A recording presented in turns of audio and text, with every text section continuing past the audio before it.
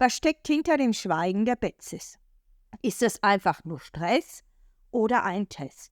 Oder ist es eher als Bestrafung gedacht? Was genau ist diese plötzliche Funkstille der Betsys? Kann ich mich dagegen wehren? Genau das erkläre ich dir in diesem Podcast. Hallo zusammen, ich bin Rina von den Betsy-Spürnasen. Ich kläre seit mehr als einem Jahr über Business und die Folgen auf. Wenn du mehr über ihre Maschen und Methoden sowie über Business-Erlebnisse erfahren willst, dann abonniere den Kanal und aktiviere die Glocke, um keins der Videos mehr zu verpassen. Immer wieder berichten mir Betroffene, dass nach einigen Wochen nach ihrem Urlaub sie von ihrem Betsy plötzlich nichts mehr hören. Es scheint wie vom Erdboden verschluckt zu sein. Ich wurde auch gefragt, Rena, warum macht der das immer mal wieder mit mir? Ich kann dir nur so viel sagen, für dich läuft es nach dem Urlaub erst einmal perfekt. Dein Urlaubsflirt will mit dir Kontakt halten.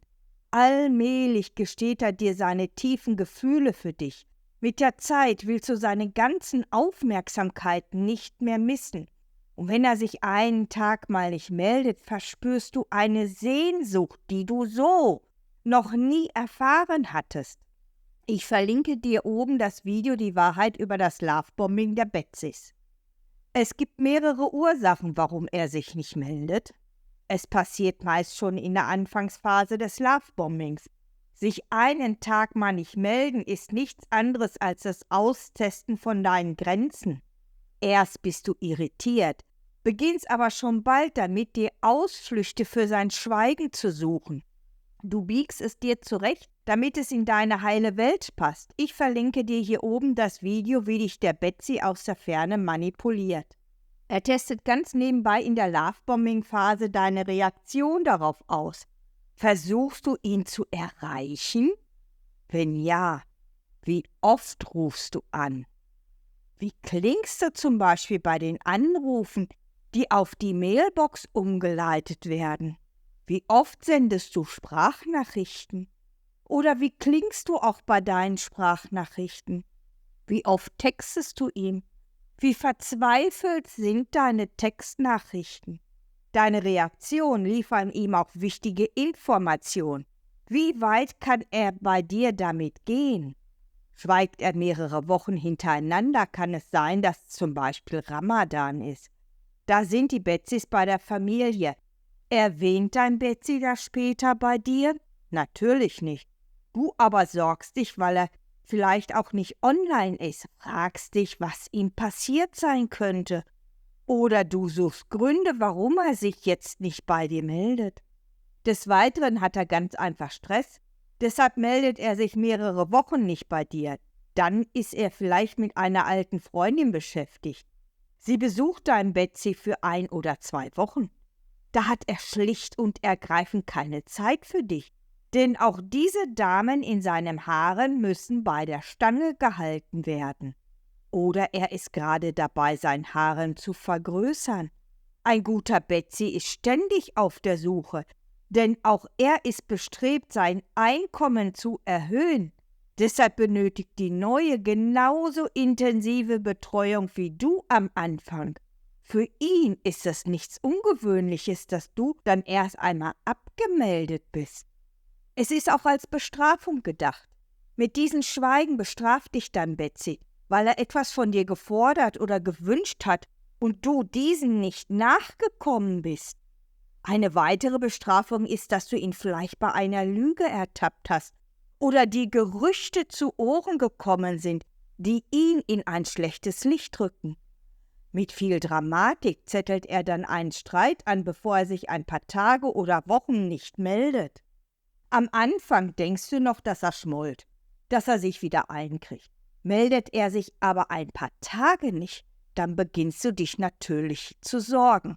Das würde mir genauso gehen. Du fragst dich vielleicht, ist ihm etwas passiert? Deine Gedanken beginnen Karussell zu fahren. Sie drehen sich nur noch um die eine Sache, nämlich ihn. Dabei fragst du dich auch, ob seine Gefühle für dich echt sind. Zweifel bauen sich auf. Du beginnst vieles zu hinterfragen, was du hättest anders machen können. Warum verhält er sich so? Und immer wieder spielst du diese Geschichte in deinem Kopf durch.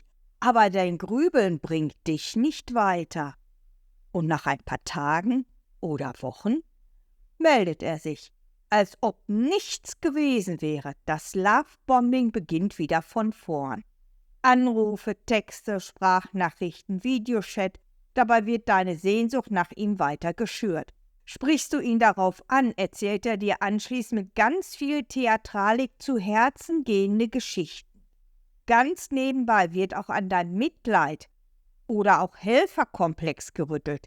Die Liste ist hier sehr lang. Ein Familienmitglied oder auch er war krank, benötigt zum Beispiel eine Operation oder teure Medikamente und er weiß nicht, wie er es bezahlen soll. Er braucht Geld, weil eine Schwester heiratet, deshalb muss er so viel arbeiten, aber er will dich damit nicht belasten. Sein Telefon war kaputt, gestohlen, Akku leer, das war der Grund, warum er sich nicht gemeldet hat. Oder auch, er ist überfallen worden, sein ganzes Geld wurde ihm gestohlen. Und einer der besten Klassiker, der immer noch geglaubt wird, er muss zum Militär seinen Reservedienst ableisten und könnte deshalb nicht telefonieren. Aus deinem liebevollen, charmanten Freund am Anfang ist ein sich ständig beklagendes Opfer geworden. Aber was bezweckt er mit seinem fortwährenden Jammern? Damit appelliert er an dein Mitleid. Und bei dir springt dein Helferkomplex an. Du fühlst dich dann verpflichtet, ihm zu helfen. Da braucht er nicht viele Worte machen. Manche drängen ihm dann förmlich das Geld auf. Durch diese Masche glaubst du, dass alles deine Idee gewesen ist. Dabei gehört mittlerweile das theatralische Ablehnen deiner Hilfe zu seiner Taktik. Du bist nur erleichtert, dass er sich wieder bei dir meldet und es ihm gut zu gehen scheint.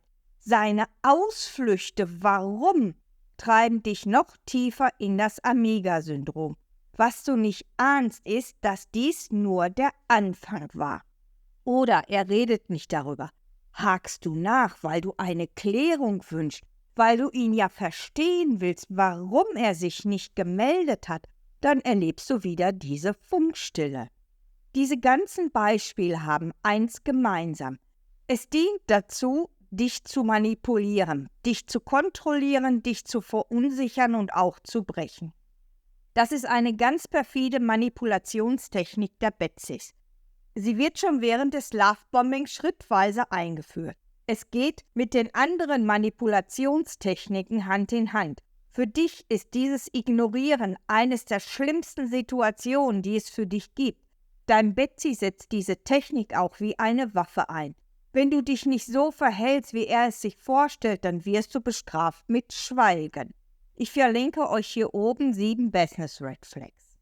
Immer wenn du dich nicht so verhältst, wie dein Betsy es von dir fordert, meldet er sich ein paar Tage nicht. Das Spiel beginnt von vorn.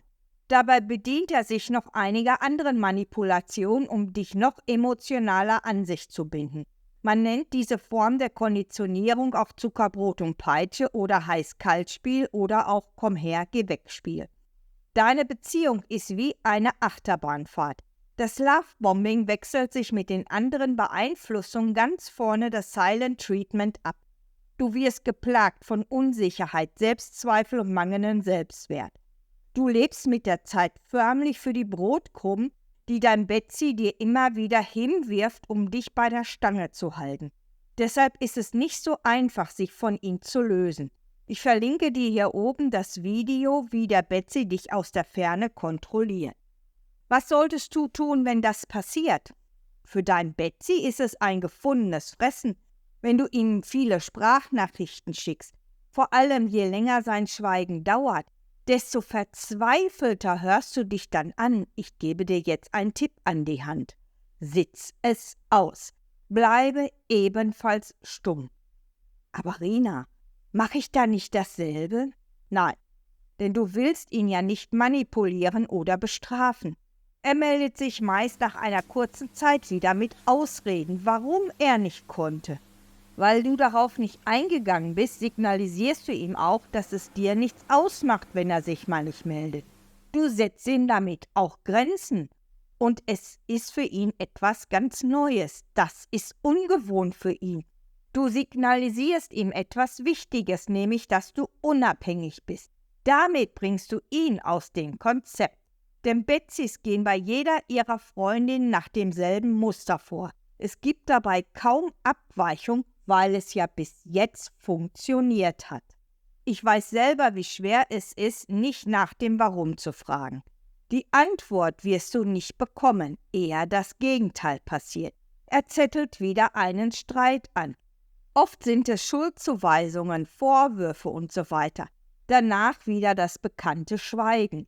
Das ist seine Bestrafung, denn du hast ja schließlich seine Ausflüchte hinterfragt. Und so etwas duldet er nicht. Wenn du ihn in einer Businessbeziehung steckst, ähnelt diese einer Achterbahnfahrt.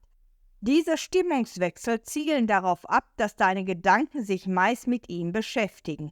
Wenn du aber mal ganz anders reagierst, wie er es gewohnt ist, bringst du ihn aus seinem Konzept.